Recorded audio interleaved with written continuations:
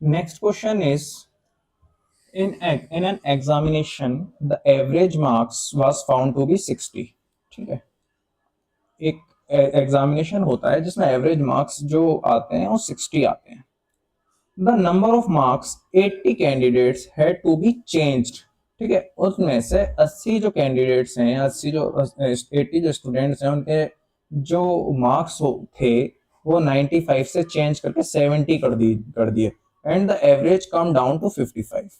इस वजह से जो एवरेज हो गया वो 60 से 55 की कमी आ गई, मतलब 5 की कमी आ गई। The total number candidate attend the examination were. ठीक है, तो सबसे पहले आप यहाँ पे लेट द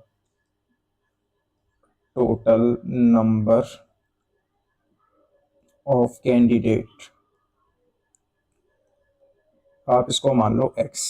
ठीक है, कि हमारे पास में टोटल नंबर ऑफ कैंडिडेट्स कितने हैं, x है, हमें नहीं पता कितने हैं। ठीक है, और हमें टोटल नंबर ऑफ कैंडिडेट्स ही बताना।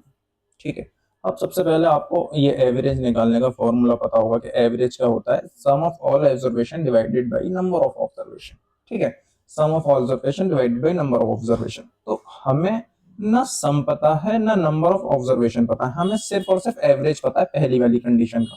अगर मैं ये वाला एवरेज लेकर चलता हूँ पहले वाली कंडीशन का, तो ये 60 मैंने लिख लिया और यहाँ पे मैंने सम ऑफ ऑल ऑब्जर्वेशन, मतलब ये मार्क्स की बात हो रही है तो मैंने यहाँ पे सम ऑफ ऑल ऑब्जर्वेशन यानी कि सिर्फ मार्क्स लिख दिया।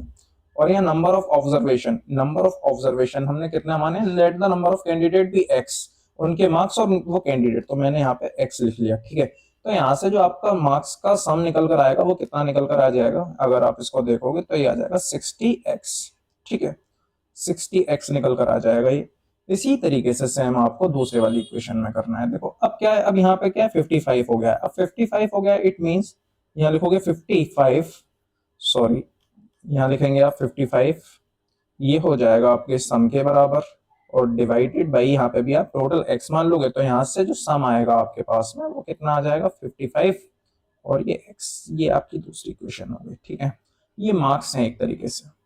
ठीक है, ये मार्क्स हैं एक तरीके से कि 50 सम और ये सम। ठीक है, अब आप एक बात बताओ कि 80 बच्चे में 80 जो कैंडिडेट्स हैं उसमें से 95 टू 70 मार्क्स हो गए 80 बच्चों के, यानी कि कितने की कमी आई है, 95 से 70 हो गए, कितने की कमी आई है, यानी कि 95 मार्क्स जो थे वो आपके 95 से 70 हो गए, तो कितने की कमी आ गई भाई 25 की। ठीक है, 70 80 90 25 की कमी, और कितने के ऊपर में आई है, कितने बच्चों की हुई है 80। तो हमें यहाँ से मार्क्स पता चल जाएंगे टोटल मार्क्स कितने कम हुए, टोटल मार्क्स कितने कम हुए। तो इससे आप किससे मल्टीप्लाई कर दोगे 80 से। यहाँ पे जब आप 80 से मल्टीप्लाई करोगे तो 25 चौके 100, 25 8 सर, यानी कि ये हो जाएगा आपका 2000 मार्क्स।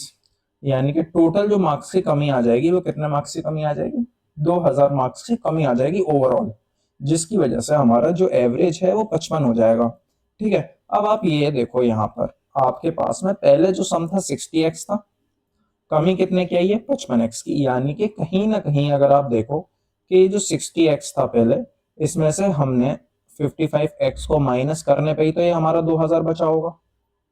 ठीक है, पहले हमारा 60x था, फिर जो रह गया हमारा 55x मार्क्स रह गए, पहले 60x मार्क्स थे 55x रह गए, और मार्क्स का जो डिफरेंस है वो हमने निकाला, वो कितने का आया 2000 का।